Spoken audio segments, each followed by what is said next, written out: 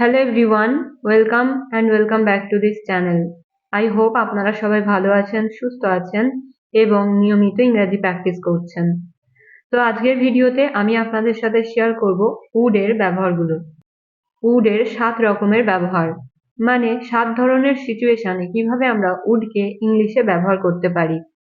So উডের ব্যবহারগুলো জানা কিন্তু খুবই ইম্পর্ট্যান্ট, কারণ যদি আমরা উডের ব্যবহারগুলো না জানি তাহলে আমরা যখন কোনো সেন্টেন্স বলতে যাব ইংলিশে তখন আমাদের কিন্তু মিস্টেক করার চান্স অনেক বেশি থাকবে।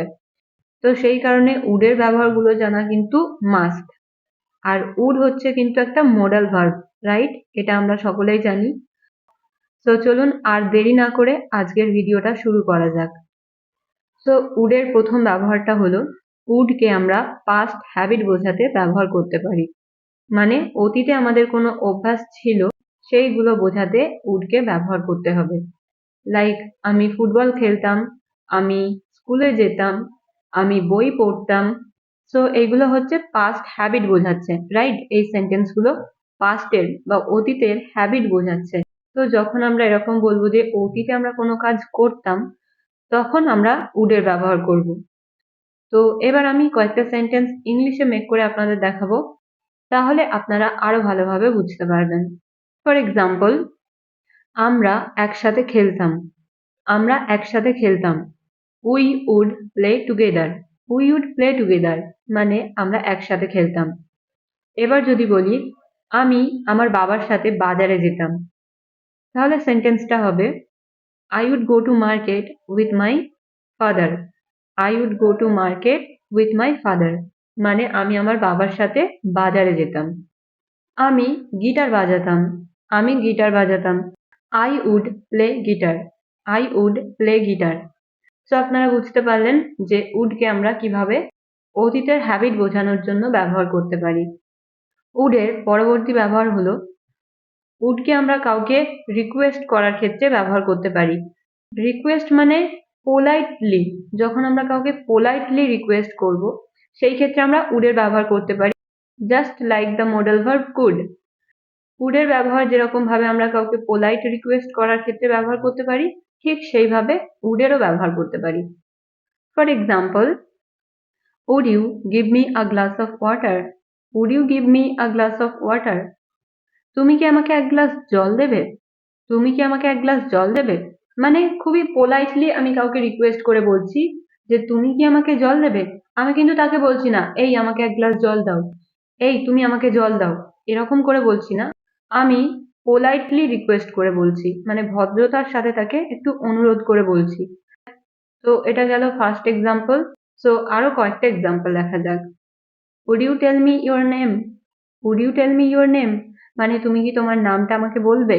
তুমি কি তোমার নাম আমাকে বলবে? Okay. Would you please talk slowly? Would you please talk slowly মানে আপনি কাউকে রিকোয়েস্ট করে বলছেন যে আপনি কি একটু ধীরে কথা বলবেন বা আপনি কি একটু স্লোলি কথা বলবেন। Would I ask you something? Would I ask you something মানে আমি কি তোমাকে কিছু জিজ্ঞাসা করতে পারি। এছাড়াও যদি আমি কাউকে বলি যে তুমি কি এখানে আসতে আপত্তি করবে, তখন আমি বলবো would you mind coming here? Would you mind coming here? So আপনারা দেখলেন যে কিভাবে পোলাইট রিকোয়েস্ট করার ক্ষেত্রে আমরা কিভাবে উডের ব্যবহার করব। ওকে। সো উডের পরের ব্যবহারটা হলো, কোনো কাজ যখন আমরা বলবো যে কোনো কাজ এতক্ষণে হয়ে যেত, অলরেডি কোনো কাজ কমপ্লিট হয়ে যেত, এরকম যখন আমরা বলবো তখন আমরা উডের ব্যবহার করব। বাট এখানে আমাদেরকে একটা স্ট্রাকচার ফলো করতে হবে, সেটা হলো উড প্লাস হ্যাভ প্লাস ভার্বের থার্ড ফর্ম। ওকে। তো চলুন কয়েকটা সেন্টেন্স মিন্স কয়েকটা এক্সাম্পল আমি আপনাদেরকে দেখাই, তাহলে আপনাদের বুঝতে আরো বেশি সুবিধা হবে। সো আমি বললাম যে কোনো কাজ এতক্ষণে প্রায় কমপ্লিট হয়ে যেত, যখন এরকম বোঝাবো তখন আমরা উডের ব্যবহার করব, right? He would have reached home by now. He would have reached home by now মানে আমি বলতে চাইছি যে সে এতক্ষণে প্রায় বাড়ি পৌঁছে যেত। ওকে। সে এতক্ষণে প্রায় বাড়ি পৌঁছে যেত। He would have reached home by now. এতক্ষণে, এতক্ষণে ক্লাস শুরু হয়ে যেত। এতক্ষণে ক্লাস শুরু হয়ে যেত। তো সেন্টেন্সটা হবে The class would have started by now. The class would have started by now. এতক্ষণে আমি ঘুমিয়ে যেতাম। I would have slept by now. I would have slept by now. মানে আমি এতক্ষণে ঘুমিয়ে যেতাম। তো এরকম ধরনের সেন্টেন্স গুলো বলতে কিন্তু আমরা would এর ব্যবহার করব। সো এটা ছিল would এর 3 নম্বর ব্যবহার। সো would এর 4 নম্বর ব্যবহার হলো অতীতকালের কোনো ভবিষ্যৎ বোঝাতে আমরা would কে ব্যবহার করতে পারি। লাইক অতীতে আমরা এমন কিছু বলেছিলাম যেটা কিনা আমরা ভবিষ্যতে করব। অতীতে আমরা কিছু বলেছি কোনো কাজের বিষয়ে যেটা আমরা ভবিষ্যতে করব। লাইক অ্যাকচুয়ালি আপনারা এক্সাম্পল গুলো দেখলে আরো ভালোভাবে বুঝতে পারবেন। যেমন আমি ভেবেছিলাম ইংরেজি শিখব, বা তুমি বলেছিলে তুমি আমাকে কল করবে, তারা বলেছিল তারা আমাদেরকে জানাবে। তো এই ধরনের সেন্টেন্স গুলো হচ্ছে কিনা অতীতে আমরা কিছু বলেছিলাম যে ভবিষ্যতে কোনো কাজ করব, সেটা আমরা অতীতে বলেছিলাম। তো আপনারা বুঝতে পারলেন, যখন আমরা অতীতকালে কোনো কিছু বলেছি ভবিষ্যতে কোনো কাজ করার জন্য, তখন আমরা would এর ব্যবহার করব। ওকে, ক্লিয়ার? তো চলুন কয়েকটা সেন্টেন্স ইংলিশে মেক করে দেখা যাক, তাহলে বিষয়টা আপনাদের কাছে আরো ভালোভাবে ক্লিয়ার হয়ে যাবে। ওকে, she said she would come. She said she would come মানে সে বলেছিল। she said মানে সে বলেছিল, সে ভবিষ্যতে বলেছিল সে আসবে। সে আসবে, এখানে সে বলেছিল এটা হচ্ছে অতীতের কথা, আর সে আসবে এটা হচ্ছে ফিউচারের কথা। so she said she would come. she said she would come. পরের এক্সাম্পল, আমি ভেবেছিলাম ইংরেজি শিখব। আমি ভেবেছিলাম ইংরেজি শিখব। I thought I would learn English. I thought I would learn English. So আমি অতীতে ভেবেছিলাম যে ফিউচারে ইংরেজি শিখব। Next example, you said you would help me. You said you would help me মানে তুমি বলেছিলে যে আমাকে সাহায্য করবে। তারা বলেছিল অপেক্ষা করবে। They told they would wait. They told they would wait মানে তারা বলেছিল অপেক্ষা করবে। সো আপনারা এই সেন্টেন্স গুলো দেখে বুঝতেই পারলেন যে কিভাবে এই ধরনের সেন্টেন্স গুলো would এর ব্যবহার করে আমরা বলতে পারি। ওকে, সো would এর পরবর্তী ব্যবহার হলো কোনো কাজ আমরা করতে পারতাম বাট কোনো কারণে কাজটা আমরা করতে পারিনি, এরকম অর্থে would এর ব্যবহার হয়ে থাকে। Example, I would do the work but I was busy মানে আমি কাজটা করতে পারতাম কিন্তু আমি ব্যস্ত ছিলাম, যেই কারণে আমি কাজটা করতে পারিনি। I would go there but I nodded off. I would go there but I nodded off মানে আমি সেখানে যেতে পারতাম কিন্তু আমি ঘুমিয়ে পড়েছিলাম বা ঘুমিয়ে গিয়েছিলাম। ওকে, পরের এক্সাম্পল, সে তোমাকে জানাতো কিন্তু তুমি আসোনি। সে তোমাকে জানাতো কিন্তু তুমি আসোনি। He would inform you but you didn't come. He would inform you but you didn't come. আমি তোমার সাথে দেখা করতাম কিন্তু আমার সময় ছিল না। I would meet you but I did not have time. I would meet you but I did not have time. So আমরা যখন কোনো কাজ করতে পারতাম বা করতাম, আমাদের ইচ্ছা ছিল করার কিন্তু কোনো কারণে করা হয়ে ওঠেনি বা করতে পারিনি, এরকম সেন্সে বা এই ধরনের সেন্টেন্স গুলো বলতে আমাদেরকে ইউজ করতে হবে would। এটা ছিল would এর 5 নম্বর ব্যবহার। সো would এর নেক্সট ব্যবহার হচ্ছে যদি হতাম। লাইক আমরা যদি এরকম ধরনের সেন্টেন্স গুলো বলি যে যদি আমি ডক্টর হতাম, যদি আমি একজন টিচার হতাম, বা যদি আমি একজন প্লেয়ার হতাম। সো এই টাইপের সেন্টেন্স গুলো বলতে হলে কিন্তু would এর ব্যবহার করতে পারি আমরা।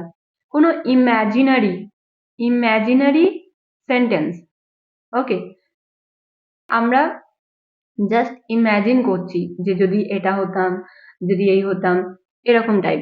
ওকে, বাট এখানে কিন্তু আমাদের মনে রাখতে হবে would এর সাথে আমাদের ইউজ করতে হবে be, would be। For instance, যদি আমি ধনী হতাম, আমি ধনী হয়নি বাট আমি একটা ইমাজিন করছি যে যদি আমি ধনী হতাম। If I would be rich, if I would be rich. এবার যদি বলি যে আমি যদি একজন ডাক্তার হতাম, তাহলে আমি সেন্টেন্সটা এরকম বলবো, if I would be, if I would be a doctor, if I would be a doctor. পরের sentence, if you would be at my place, if you would be at my place, মানে হলো তুমি যদি আমার জায়গায় হতে বা আমার জায়গায় থাকতে। One more example, if I would be a teacher, if I would be a teacher, আমি ভাবছি যে আমি যদি একজন টিচার হতাম তাহলে কত ভালো হতো, আমি বাচ্চাদের পড়াতাম। ধরুন এরকম আমি ভাবছি মনে মনে, এটা অ্যাকচুয়ালি রিয়েল না, বাট আমি মনে মনে ভাবছি যে আমি যদি টিচার হতাম। সো এই যে আমি যদি টিচার হতাম, এই যে ভাবনা, এটাকে যদি আমরা সেন্টেন্সে এক্সপ্রেস করতে চাই তখন আমরা বলবো if I would be a teacher. So would এর পরের ব্যবহারটা হলো, উডকে আমরা কাউকে কোনো কিছু অফার করার ক্ষেত্রে ব্যবহার করতে পারি, বাট এখানে আমাদের উডের সাথে কিন্তু লাইক টু এর ব্যবহার করতে হবে এবং তারপরে ভার্বের ফার্স্ট ফর্ম। লাইক স্ট্রাকচারটা হবে would you like to plus ভার্বের বেস ফর্ম। ওকে, সো আমি যদি কাউকে বলি যে তুমি কি আমার সাথে যেতে পছন্দ করবে, মানে আমি তাকে অফার করছি, সে যাবে কি না যাবে সেটা তার পুরোপুরি তার উপর নির্ভর করছে, বাট আমি তাকে জোর করছি না, তাকে আমি ফোর্স করছি না যে আমাকে তোমাকে আমার সাথে যেতেই হবে। আমি জাস্ট তাকে বলছি তুমি কি আমাদের সাথে যেতে পছন্দ করবে। So it is kind of offering. Okay, so আমি তখন তাকে ইংলিশে বলবো যে would you like to go with us, would you like to go with us. ওকে, পরের example, would you like to ask him, would you like to ask him, তুমি কি তাকে জিজ্ঞাসা করতে চাইবে। এবার যদি আমি কাউকে বলি যে would you like to take coffee, would you like to take coffee, মানে তুমি কি কফি খেতে পছন্দ করবে, তুমি কি কফি খেতে পছন্দ করবে। would you like to take coffee, তুমি কি এখানে থাকতে পছন্দ করবে বা তুমি কি এখানে থাকতে চাইবে। আমি অফার করছি তাকে, বাট আমি তাকে কোনো রকম ফোর্স করছি না। ওকে, তো সেন্টেন্সটা হবে would you like to stay here, would you like to stay here. তো এই ধরনের সেন্টেন্স গুলো বলতে হলে আমাদেরকে কিন্তু মনে রাখতে হবে যে would এর পরে আমাদের ইউজ করতে হবে লাইক টু এবং তারপরে ভার্বের বেস ফর্ম এবং শেষে আদার ওয়ার্ডস।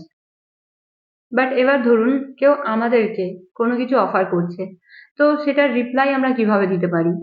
তো আমাদের যদি কেউ এরকম ভাবে রিপ্লাই করে, সাপোজ আমাকে কেউ তার সাথে যাওয়ার জন্য অফার করছে, আমাকে বলছে যে would you like to go with me, আমি তাকে বলতে পারি yes I would like to go with you, I would like to go with you. আরো একটা এক্সাম্পল দিয়ে আমি বোঝাই, সাপোজ আমি আপনাকে জিজ্ঞাসা করছি would you like to meet me, would you like to meet me, তুমি কি আমার সাথে দেখা করতে চাইবে। তো এটা রিপ্লাই যদি আপনি আমাকে দিতে চান, আপনার অ্যান্সারটা হবে যে আমি তোমার সাথে দেখা করতে চাই বা আমি তোমার সাথে দেখা করতে চাই না। তো তো তখন আপনি আমার প্রশ্নের উত্তর এইভাবে দিতে পারেন, যদি আপনি চান দেখা করতে তখন বলতে পারেন yes I would like to meet you. আর যদি আপনি বলতে চান যে না আমি আপনার সাথে দেখা করতে চাই না, তখন আপনি বলতে পারেন I would not like to meet you, মানে আমি আপনার সাথে দেখা করতে চাই না বা দেখা করতে পছন্দ করব না। তো ফ্রেন্ডস, আমি চেষ্টা করেছি আপনাদেরকে ভালোভাবে বোঝানোর, আশা করছি আপনাদের কোনো রকম ডাউটস নেই। তো এই ছিল আজকে উডের ব্যবহারগুলো। তো এবার আপনাদের কাজ হলো উড দিয়ে এই টাইপের সেন্টেন্স নিজেরা বানিয়ে প্র্যাকটিস করার। ওকে, সো ভিডিওটা যদি আপনাদের ইউজফুল লাগে বা মনে হয় তাহলে অবশ্যই ভিডিওটা একটা লাইক করবেন এবং শেয়ার করবেন। দেখা হবে আবার একটা নতুন ভিডিওর সাথে। Stay happy and keep learning.